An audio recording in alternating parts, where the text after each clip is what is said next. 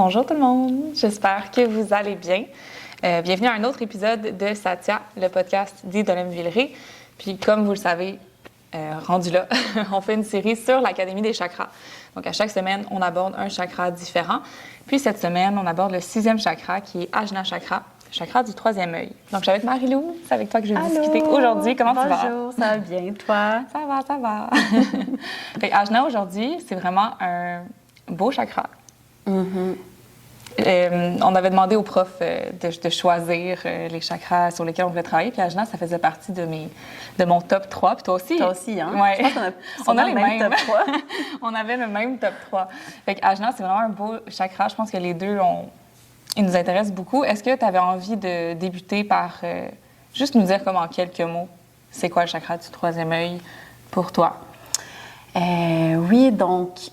Pour moi, c'est ça, on entre dans les chakras un peu plus subtils, un peu plus mystiques. Puis Ajna est lié à l'intuition, voire à même la clairvoyance, on peut dire. On dit que c'est le siège de l'âme. Donc, je trouvais ça vraiment intéressant d'aller explorer ça. Puis, à ma surprise, là, c'est ça, je suis... habituellement vraiment connectée au chakra du cœur, de la gorge, mais là, c'est quand tu nous as demandé nos préférences cette année, sans trop y penser, j'ai écouté mon intuition.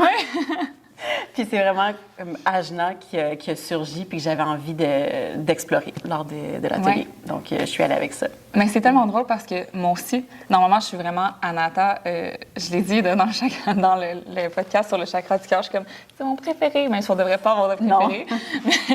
Mais Anata puis Vishuddha, j'ai toujours été comme naturellement connectée à ces deux chakras. Mais moi aussi, intuitivement, j'ai mis Ajna dans mes choix. C'est drôle, hein?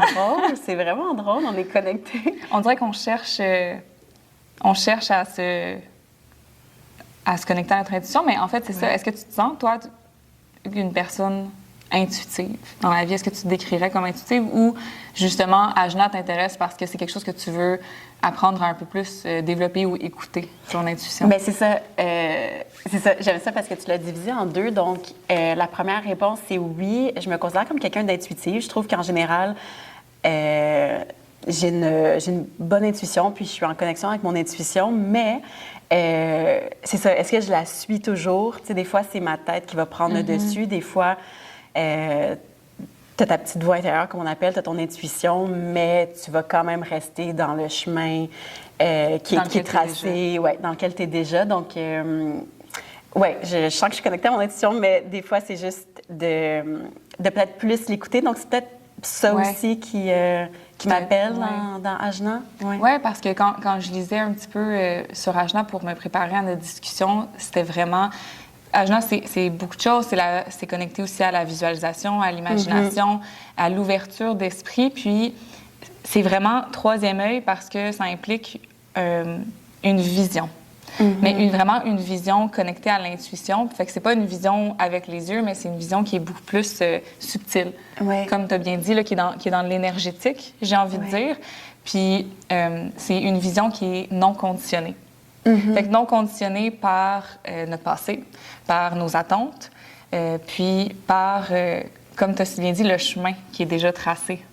Fait que des fois, c'est tellement dur de se connecter, puis je suis vraiment d'accord avec toi. Moi aussi, je me considère comme quelqu'un de très, très intuitive. Là. Le meilleur exemple que je peux donner, c'est que je rentre dans une pièce, puis on dirait que je sens l'énergie de la pièce. Puis ça parle à beaucoup de gens. Là. Il y a beaucoup de gens qui c'est comme ça. Tu rentres dans une pièce, t'es comme « Ouh ». Ou t'es à côté de quelqu'un, t'es comme « Ouh, l'énergie, elle est off aujourd'hui ». Puis on dirait que tu peux le sentir, mais il y a des fois où le chemin est déjà tracé. Fait que j'ai de la misère à écouter mon intuition. Oui. J'ai comme... Oui, vas-y. Ben non, puis des fois aussi, peut-être qu'on veut pas se l'avouer, tu sais, des fois, il y a comme ce qu'on veut être puis ce qu'on est réellement. Donc, tu sais, d'emblée, j'aurais tendance à dire que je suis vraiment quelqu'un d'intuitive, tu sais, de libre, qui suit mon intuition et tout. Puis c'est vrai que des fois, je le fais. Puis, tu sais, je prends des décisions impulsives puis vraiment liées à mon gut feeling. Puis on dirait que tu sens que c'est juste aussi quand tu le fais, puis ça t'amène jamais dans la mauvaise direction. Je trouve que ça t'amène toujours au bon endroit. Mais c'est ça, plus souvent qu'autrement, des fois, on reste dans une certaine rigidité, puis aussi, on le sent. C'est pas un endroit super confortable, je trouve, quand on va à l'encontre de notre intuition.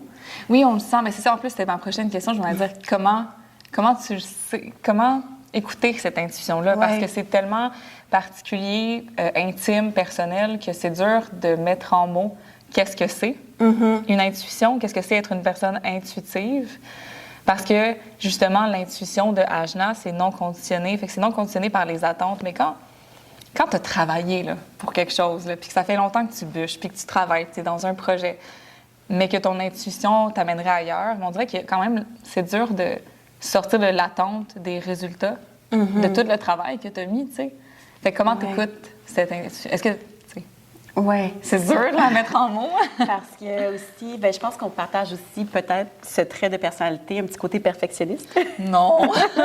Je vais déjà parler pour moi d'abord. Oui, vraiment. Donc, des fois, il y a ça aussi, tu sais, ou juste la... Puis c'est vraiment correct aussi d'avoir cette ambition d'aboutissement, tu sais, justement, quand tu dis que tu travailles vers un but.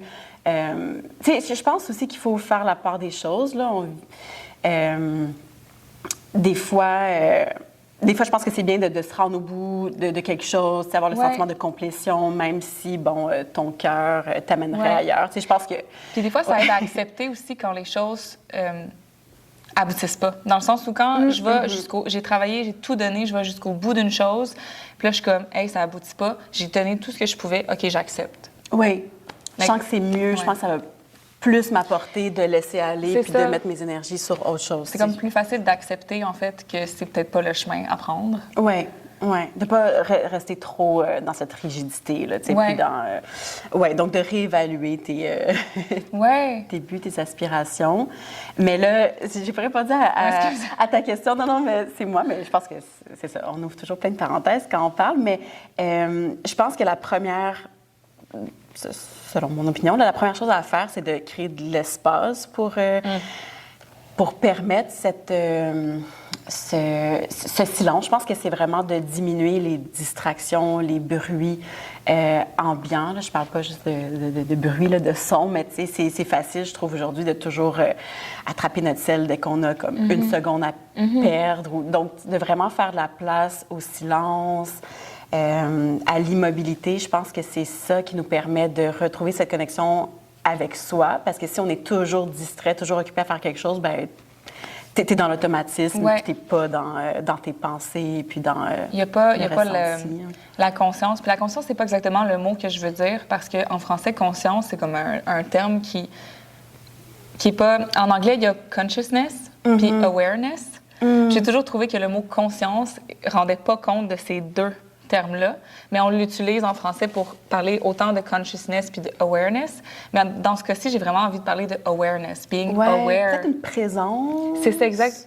Présence, c'est un bon mot aussi, conscience, présence, parce que vraiment, pour être en mesure de... Parce que je veux dire, on est des êtres conscients, mais on n'est pas toujours des êtres aware, présents, qui sont conscients d'être conscients. En tout cas, il y a comme on dirait un autre niveau qui est comme nécessaire pour entendre cette intuition-là, ou du moins pour la laisser nous guider. Oui.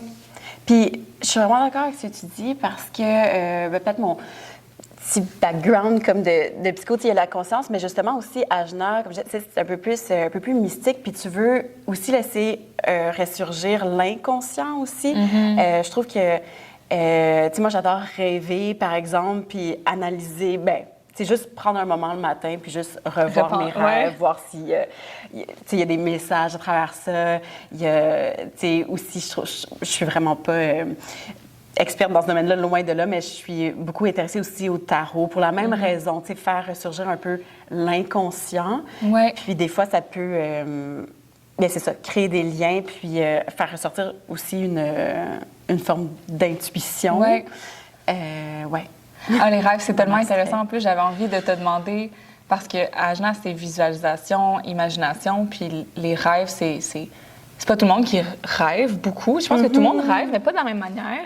Mais moi aussi, je suis une personne qui rêve énormément, comme à toutes les nuits. J'ai vraiment un sommeil qui est très actif. Là, j'ai vraiment une grosse capacité de visualisation puis d'imagination. C'est comme si je dis pomme, je vois la pomme, genre. Mais je pense que c'est pas donné à tout le monde. Mais j'allais te demander, comme tes rêves, à quel point sont vifs. Là, tu viens de me dire que tu rêves quasiment à toutes les nuits, toi aussi. Là. Oui. Est-ce que tu donnes souvent sens à tes rêves ou il y a des fois que tu es juste comme, ouais, non. Ça, c'était pas. Ouais. Puis c'est vraiment drôle qu'on en parle aujourd'hui parce que c'est même pas lié à l'atelier. J'avais fait ça durant une passe. Ça, c'est souvent par passe. Là, tu sais, je fais du journaling, mais sous différentes formes. Là, j'étais beaucoup dans de la gratitude, je te dirais, là, les derniers mois. Mais là, depuis comme une semaine ou deux à peine, j'ai commencé à toujours écrire mes rêves le matin. J'ai fait ça ce matin. Ouais. Je raconterai pas c'est quoi. Mais c'est ça. Puis des fois, mes rêves sont plus... je vais pas dire plate, mais tu sais, je sais que c'est vraiment des fragments de la journée que j'ai vécue avant. Là. C'est tout ça. Là. Le processing de tout ce qui s'est passé. C'est juste mon cerveau là, qui réorganise mes pensées. Puis c'est vraiment... Mais des fois, quand c'est des rêves vraiment plus... Tu sais, avec des images que... Par exemple, tu rêves à une baleine, puis t'as pas écouté un documentaire là, non, sur l'océan. Puis t'es comme... Ah! Puis là, je trouve que ce sont ces rêves-là qui sont plus intéressants, disons. Là, Puis, je sais pas si tu as un livre ou si des fois, si tu vas consulter comme la symbolique de certains c'est vraiment rare. Des fois, quand je me réveille justement, mettons, puis que j'étais une baleine, genre... toute la nuit, puis que j'avais un bébé baleineau, genre, puis je vais faire comme, OK, ouais, je vais aller googler. Mais tu sais, googler, c'est tellement... On dirait que c'est dur de trouver... l'information cohérente. Là. Des fois oui, mettons, mais il y a des symboles qui reviennent un petit peu plus dans la littérature, mais il y en a d'autres que pas vraiment. Mais je pense que les rêves, puis d'analyser ses rêves, puis d'en être consciente, ça peut être une manière d'écouter peut-être son intuition. Parce que, comme tu dis, il y a quelque chose d'inconscient qui peut surgir dans les rêves. Qu'on se laisse pas la place dans le jour parce qu'il y a tellement de bruit. Il y a du bruit, mais il y a aussi du bruit, tu sais, comme à l'intérieur, dans notre cerveau. Oui, puis je pense que, en tout cas, j'avais déjà lu que pour se souvenir de nos rêves, justement, c'est le truc, moi, j'ai la chance de ne pas avoir à me réveiller avec un cadran, parce que dans le fond, il faut c'est mieux d'avoir un réveil naturel. Je comprends que c'est pas tout le monde qui peut, mais donc, quand tu te réveilles naturellement, souvent, c'est à la fin d'un rêve, puis au lieu de tout de suite bondir de ton lit, commencer à faire tes choses, là, tes rêves sont déjà loin. Oui. Moi, je reste. Puis, comme je disais, je les revois, je les repasse pour un peu plus comme les imprégner. Puis là, maintenant, je les écris, mais avant, au moins, je fais juste y repenser. Puis même des fois, je ne sais pas si tu as déjà fait ça, mais comme essayer de poursuivre tes rêves. Oh my God, oui. Tellement. Tu y penses, puis là, on dirait que des fois... Je sais pas, je peux faire même un parallèle avec le yoga nidra, mais là, on dirait que tu retombes dans ton rêve, mais avec un peu plus de conscience, un peu plus de... Puis là, tu peux un peu même contrôler... Est-ce que tu as déjà la direction de ton rêve? Ben oui. Moi aussi, j'ai fait des rêves lucides et c'est l'affaire la plus fun de toute la vie, là. Parce que c'est comme, je peux voler, je peux passer tout un rêve en dessous de l'eau, mais tu peux faire ce que tu veux. Oui, c'est un peu toi qui contrôle. Oui.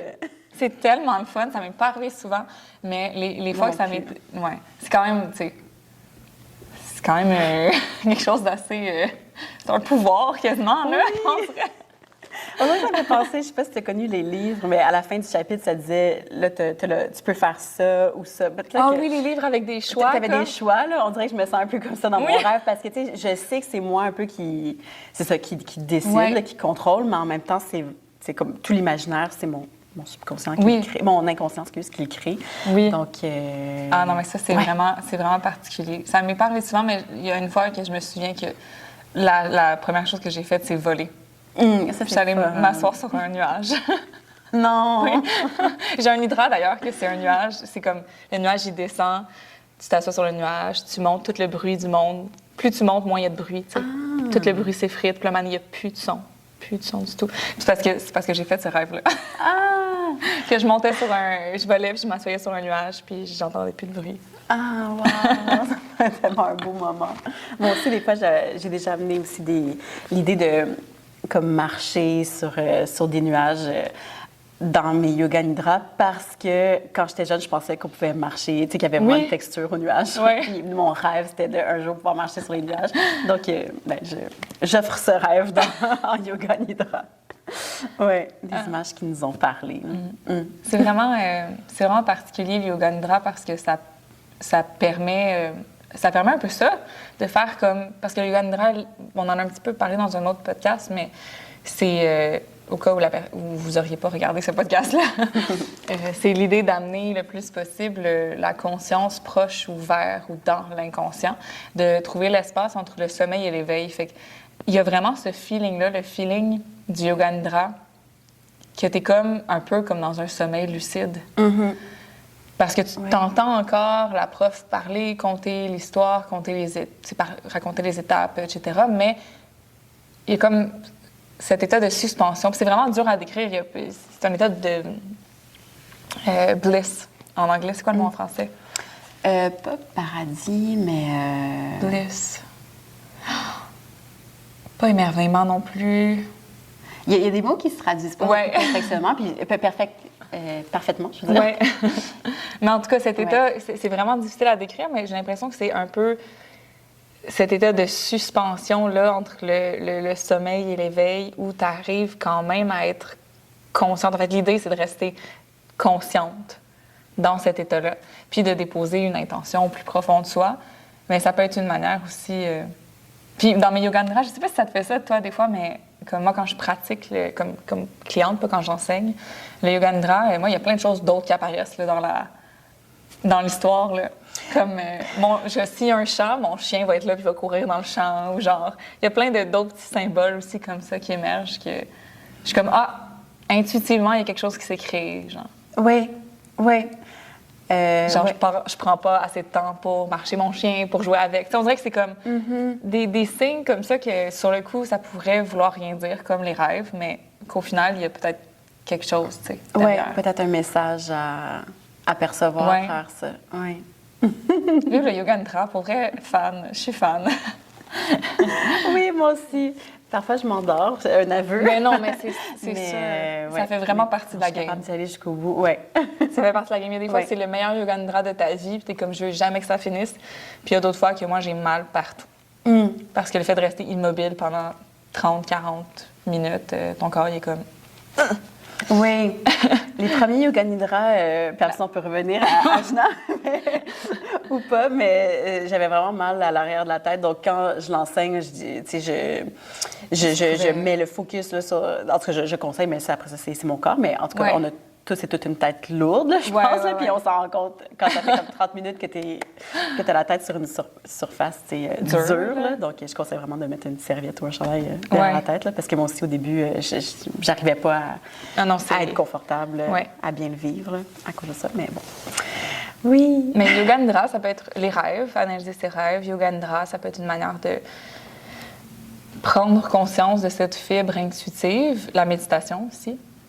Oui. La méditation que je trouve qui est vraiment liée, associée à Ajna. Là. C'est comme beaucoup plus qu'une... Ben, tu me diras si je me trompe, mais beaucoup plus qu'une pratique physique des asanas. Je pense que la méditation est vraiment associée à Ajna.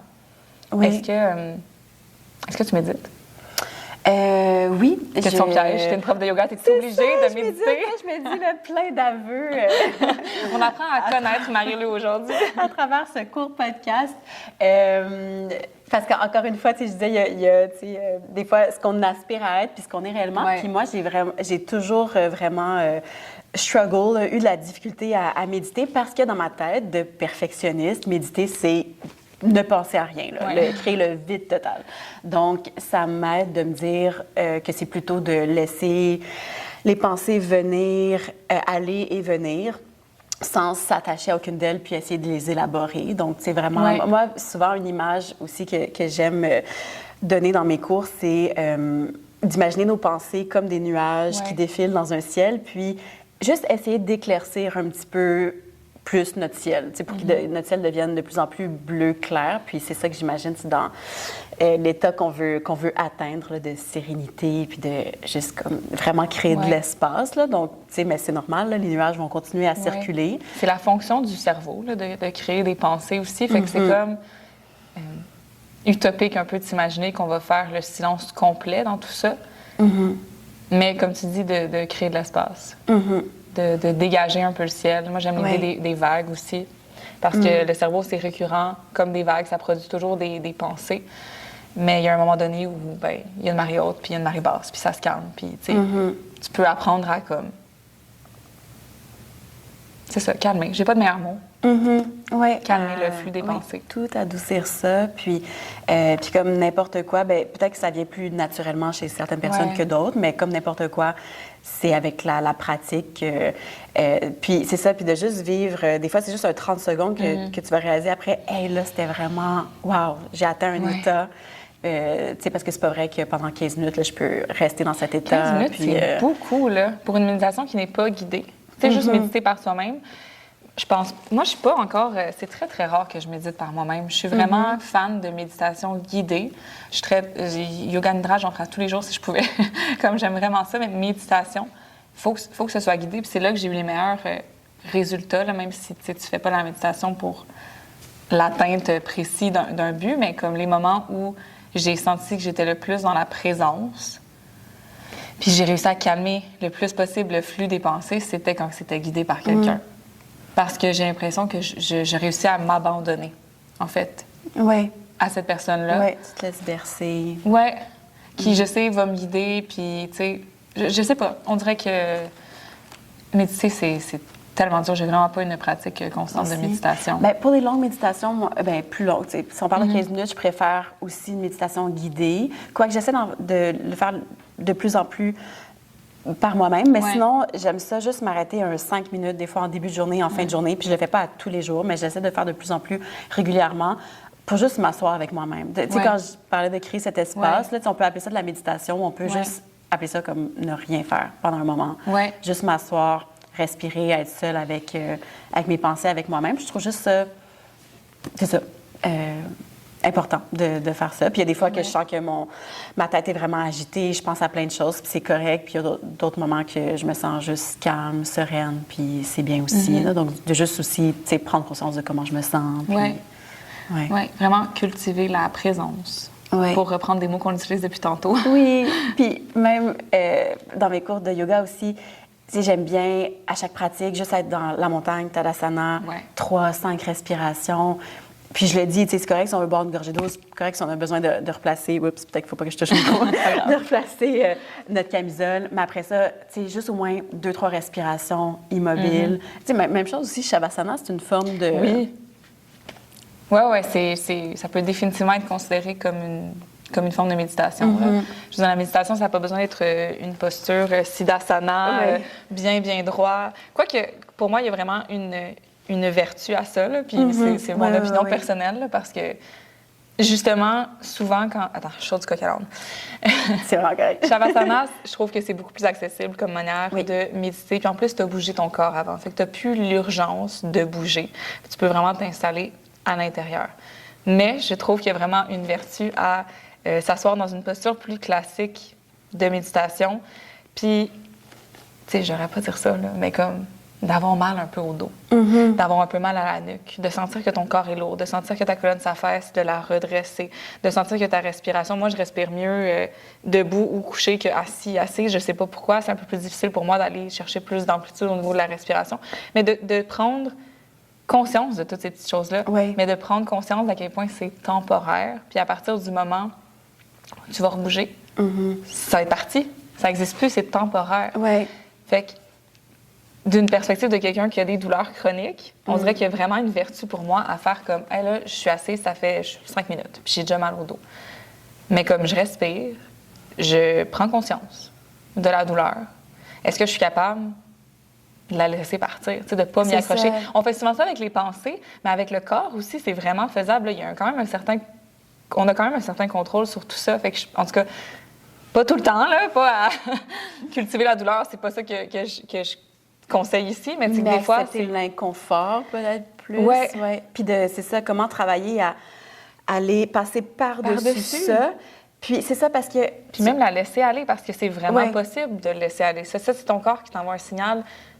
OK, bien pourquoi tu bouges pas? Pourquoi l'immobilité? Bien là, c'est inconfortable. Bien là, tous les muscles érecteurs de la colonne vertébrale travaillent. Tu n'as pas l'habitude de tous les travailler. Fait que là, c'est comme tous des signaux de ton système nerveux qui, à un moment donné, peuvent vraiment s'apaiser, tu sais. Oui. Puis c'est vrai, tu sais, tu soulignes, il y a vraiment une différence entre... Shavasana, c'est, je pense, plus accessible, plus facile de relaxer dans cette posture, mais aussi le fait de ne pas avoir à avoir cet engagement-là physique sais, c'est plus facile de soit s'endormir ou, tu sais, vraiment juste de relaxer.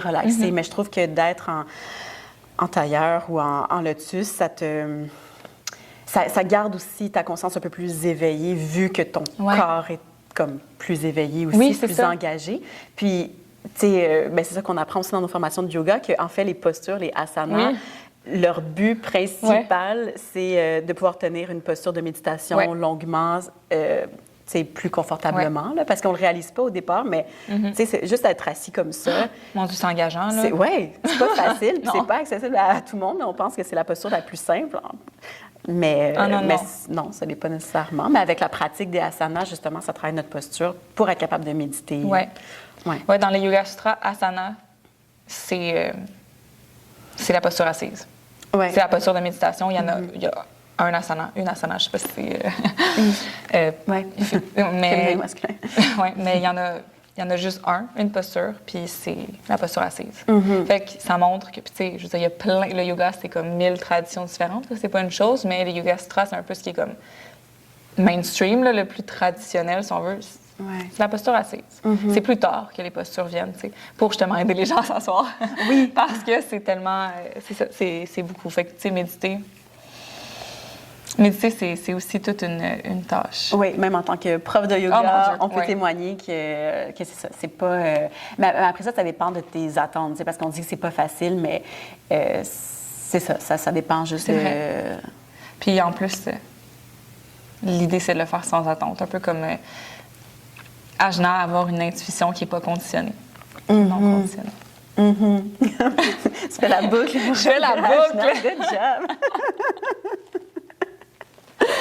Oui. Ajna, c'est vraiment un beau chakra que tu vas explorer dans ton atelier, qui est le 16 mars. C'est possible. Samedi le 16 mars. Oui, parce que le mien, Vishuddha, c'est samedi le 9. Fait que samedi le 16 mars, ici, Idonem-Villeray, 15h. Est-ce que tu sais un petit peu l'organisation? Comment est-ce qu'il va y avoir une partie théorique? Oui. Il va certainement avoir méditation guidée, sûrement. Oui, c'est ça. Je pense que comme dans tous les ateliers, là, je pense que le format va un peu se ressembler dans le sens que c'est sûr qu'on va commencer par parler de ce qu'est Ajna Chakra, ce qu'est le troisième œil, à quoi c'est associé, aussi c'est quoi avoir un chakra équilibré. Bon, puis c'est sûr qu'il va y avoir de la méditation. Je pense plus en fin de pratique, parce que je pense que le fait de bouger parfois peut aider justement à par la suite s'asseoir pour méditer. Puis, sans vouloir voler le punch de mon atelier, mais c'est sûr que je me suis dit qu'il n'y allait pas, disons, avoir de repères visuels pour notre pratique. Puis ça aussi, c'est quelque chose que j'aime intégrer dans beaucoup de mes cours, là, en être parfois fatigante de dire, là, ferme les yeux si c'est accessible. Tu sais, que ce soit de bouger intuitivement à partir de la table ou justement dans Tadasana, la montagne, juste de fermer les yeux pour ramener ce regard-là plus interne, à l'intérieur, plutôt que regarder comment on bouge ou se regarder dans le miroir. C'est bien d'avoir le miroir pour, tu sais, au départ, corriger notre alignement et tout, mais là, ça ne va pas être là-dedans dans la pratique, ça va vraiment être dans l'intuition. Donc, de sortir un petit peu là, peut-être de notre zone de confort pour certains. Puis, donc c'est sûr, le flow va vraiment être beaucoup autour de l'intuition, puis de s'écouter. Ah, mais c'est parfait. Oui. Ça va tellement être vraiment hâte. Oui. Bon, ben, on espère vous y voir en grand nombre. Sur ce, merci tellement d'avoir pris le temps de jaser avec moi. Merci à toi. C'était full intéressant. Ça fut un honneur. Ça a vraiment passé vite. Ça passe tellement vite. J'ai l'impression qu'on pourrait en parler encore pendant 2 heures. Oui. Mais tu vas avoir un atelier de 2 heures pour en parler. Oui. Fait que merci, ma chère. Puis tout le monde, on se revoit la semaine prochaine pour le dernier podcast la semaine prochaine de l'Académie des chakras. Pas le dernier podcast à vie, promis. Merci de m'avoir reçu. C'était un honneur. Bisous. Bisous.